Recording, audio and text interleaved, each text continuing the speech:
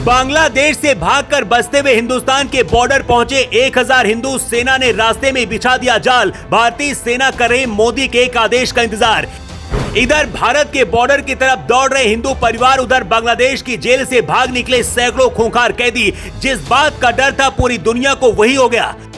क्या बांग्लादेशी हिंदुओं को खत्म करने के लिए ही किया गया था तख्ता पलट? भारतीय सेना खोलने जा रही बॉर्डर के दरवाजे, मोदी लेने जा रहे हैं 1971 से भी बड़ा फैसला। बांग्लादेश में तख्ता पलट करना तो बहाना है, असली मकसद वहां से सभी हिंदुओं को मिटाना है। हर कोई यही समझता रहा कि बांग्लादेश में तख्ता पलट हो गया, शेख हसीना को भारत में पनाह दी गई। वजह ये नहीं बल्कि कुछ और है। वजह बांग्लादेश के 1,30,000 हिंदू टारगेट में हैं। इसलिए मोदी अब 1971 से भी बड़ा फैसला लेने जा रहे हैं। आरक्षण के खत्म होने के बाद भी लगातार बांग्लादेश में हिंदुओं पर हमले हो रहे, क्योंकि पूरा आंदोलन हिंदुओं के खिलाफ ही शुरू हुआ। हिंदुओं के घर जलाए जा रहे, हिंदू महिलाओं को उनके घर से उठाया जा रहा। बांग्लादेश में तख्ता पलट क्या हुआ? वहां के अपराधी भी जेल तोड़कर भाग निकले हैं।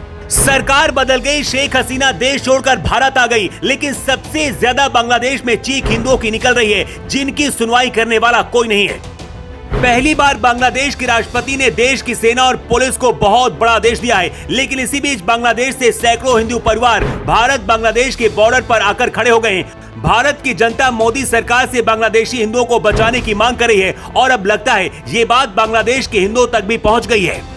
खुद को बचाने के लिए हिंदू परिवार भारत के बॉर्डर की तरफ भाग रहे हैं। बांग्लादेश एक मुस्लिम देश है, दुनिया में कुल 57 मुस्लिम देश हैं, लेकिन जानकर आपको हैरानी होगी कि पूरी पृथ्वी में एक भी हिंदू देश नहीं है। भारत में रहने वाले मुस्लिमों को पूरा सम्मान दिया जाता है, लेकिन पाकिस्तान और बांग्लादेश में रहने वाले हिंदुओं के साथ अत्याचार होता है। हालात ये हो गए हैं कि इन दोनों देशों में हिंदुओं की आबादी खत्म होने की कगार पर है, लेकिन भारत में मुस्लिमों की आबादी लगातार बढ़ती जा रही है। बांग्लादेश के गाजीपुर में काशिमपुर सेंट्रल जेल से 209 कैदी फरार हुए।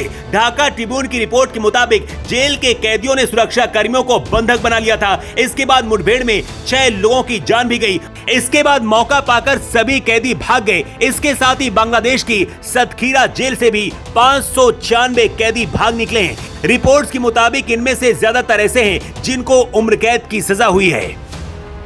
बांग्लादेश, म्यांमार और भारत के पूर्वी ईसाई बाहुल हिस्सों को मिलाकर एक ईसाई देश बनाने की तैयारी चल रही है। बांग्लादेश की पीएम शेख हसीना ने भी एक बार कहा था कि पश्चिमी देशों की योजना है कि ईस्ट तिमोर जैसा एक ईसाई देश बनाया जा सके जो सीधे उनकी उंगली पर नाच सके। हसीना ने यह भी कहा था कि एक व्हाइट मैन बांग्लादेश के एक द्वीप पर सैन्य अड्डा बनाने की अनुमति मांग रहा था। ये व्हाइट मैन कोई और नहीं बल्कि अमेरिका है। लेकिन तख्ता पलट होने के बाद भी बांग्लादेश में कोई नया देश नहीं बनाया जा रहा। आरक्षण भी खत्म कर दिया गया, लेकिन हिंदुओं पर अत्याचार और हमले लगातार अभी भी जारी हैं।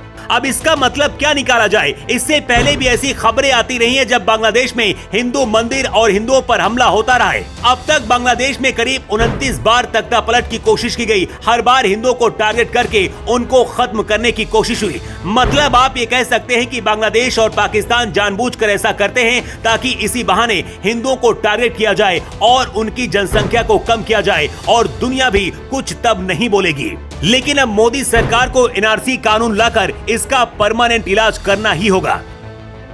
बांग्लादेश से जुड़ी भारतीय बॉर्डर को सील कर दिया गया है। बांग्लादेश से भागकर आए करीब 1000 हिंदू परिवार भारत के बॉर्डर के पास पहुंचे ताकि उन्हें भारत में घुसने दिया जाए।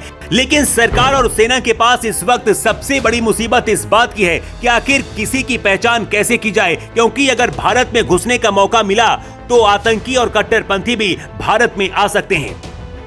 1971 में भारत ने बांग्लादेश की पूरी मदद की थी, उसे अलग देश बनाया था, लेकिन उसी देश में अब हिंदुओं के साथ अत्याचार हो रहा है। बात बात पर रोने वाले सेक्युलर भी आज बांग्लादेश पर हिंदुओं के ऊपर जो हो रहा है उसको देखकर भी अपनी आंखें बंद करके लगता है बैठे हैं। सबसे बड़ा सवाल यह है कि क्या मोदी सरकार बांग्लादेशी हिंदुओं के लिए बॉर्डर के दरवाजे खोलेगी? क्या मोदी को यह फैसला लेना चाहिए? अपनी राय कमेंट करके आप जरूर बताएं।